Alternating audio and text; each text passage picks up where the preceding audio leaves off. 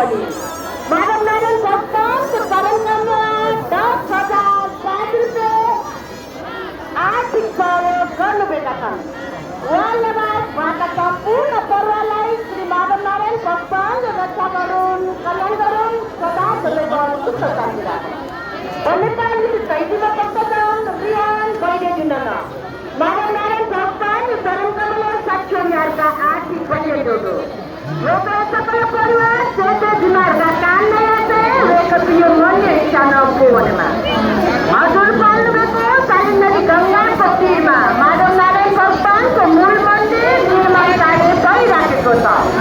उक्त मन्दिरमा हजुरमा सुनको जलप लाउनु पर्ने भएकोले हजुरहरूले सके सुनै दान गरे पनि हुन्छ, नसकेमा हजुरहरूको शुभ हात गरोस् पनि श्री माधव नारायण भक्तसँग प्रार्थना गर्दछ। उक्त मन्दिरमा तपाईँले जति सक्छ त्यति सहयोग गर्नुहोस्, पुण्य लाभ कमाउनुहोस्। मिलेर समुद्र बनेछ हजुरहरूकै साना सहयोगबाट